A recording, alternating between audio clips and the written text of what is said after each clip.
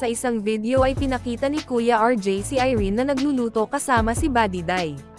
Todo hanga naman siya kay Irene dahil kani-kanina lang ay nakita niya itong nagwawalis bago magluto. Tinanong niya ang dalawa kung nakatulog ba sila ng maayos. Sumagot naman sila na okay naman. Natanong ni Kuya RJ si Buddy Day kung anong oras ang kanyang pasok. Sumagot naman si Buddy Day na 8, kailangan ng maaga kasi traffic at nabanggit rin niya na may bagyo daw.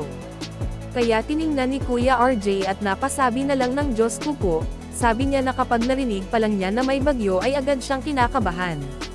Natawa naman si Buddy Day kay Kuya RJ at nagbiro na swerte ang bagyo sabay tawa. Pinakita ni Kuya RJ ang sinaing ni Irene na kanina at niluto nitong ulam. Tinanong sila ni Kuya RJ kung nagbabaon parent pa sila. Sumagot naman si Buddy Day na oo. Sabi ni Kuya RJ na at least nakakatipid, tinanong niya kay Buddy Day kung nagbabaon din ba ito ng kanin. Sumagot naman si Buddy Day na hindi, ulam lang.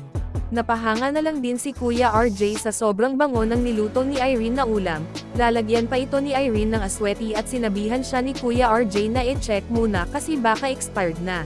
Tiningnan naman agad ni Irene at nagsalita rin si Buddy Day na bagong bili ito ni tita kaya siguradong malayo pa ang expiration. Tinanong ni Kuya RJ si Irene kung nag-aalmusal ba sila bago umalis.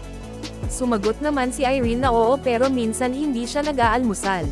Tinanong sila ni Kuya RJ kung ganito ba ginagawa nila araw-araw kapag may pasok. Sumagot naman si Irene na minsan nagising na siya ng 1:00, 2:00 or 3:00. Na-shock na lang si Kuya RJ sa sobrang aga gumising ni Irene, kaya tinanong niya ito kung ano ang ginagawa niya sa ganang oras. Sumagot naman si Irene na nilalabas na niya sa ang mga lulutoy niyang pagkain para i-defrost tapos maghahanda ng baon sa mga bata. Napahanga na lang si Kuya RJ sa kabaitan ni Irene, samantalang si Buddy Day ay ang nagalinas-linas at nagluluto din ito minsan. Nagsalita naman si Buddy Day na depende kung sino ang mauna nila sa pag-i-icing, kung si Irene ang mauna siya ang magluluto pero kung siya ay siya rin ang magluluto.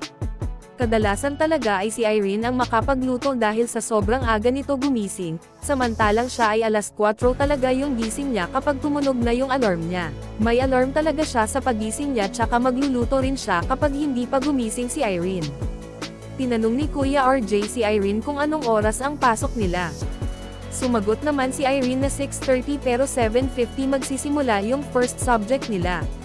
Pinakita ni Kuya RJ ang kwarto nila Irene at Erna na malapit lang sa kusina. Pinakita din niya ang pinto ng bahay at sinabing si Ate Buddy Day dito sa ibaba at si Marjorie naman ay sa itaas.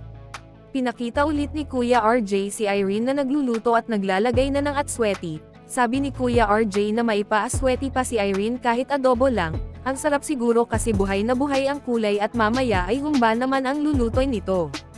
Dagdag ni Kuya RJ na bibili siya ng karne mamaya since birthday naman ng anak ni Ate Buddy Day na si Rap Rap. Natanong niya kay Buddy Day kung malaki na siguro si Rap Rap ngayon at kung ilang taon na ito. Sumagot naman si Buddy Day na oo malaki na daw sabi ni Marjorie at magsi 6 years old na ngayong araw. Nabanggit naman ni Kuya RJ ang pagpunta nila sa Davao noon at sinabing maliit pa nun si Rap Rap kasi magte 3 years old pa. Nagsalita naman si Buddy Day na pumapasok na ng grade 1 si Rap Rap, kaya natanong ni Kuya RJ sa kanyan kung si Kuya Marlon ba tagahatid sa kanila. Sumagot naman si Buddy Day na opo pero minsan hindi kasi may trabaho din daw ito.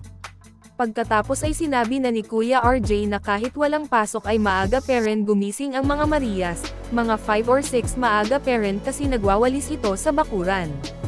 Sinabihan ni Kuya RJ si Irene na dapat sana binuksan nito ang ilaw para makita nito ang niluluto. Sumagot si Irene na hindi na kasi nakikita lang naman niya. Pinakita naman ni Irene kay Kuya RJ ang niluto niyang adobong baboy at napawaw na lang si Kuya RJ dahil sa kulay pa lang nito ay masarap na. At para sa more summary video ng Pugong Biyahero huwag kalimotang mag-like and subscribe.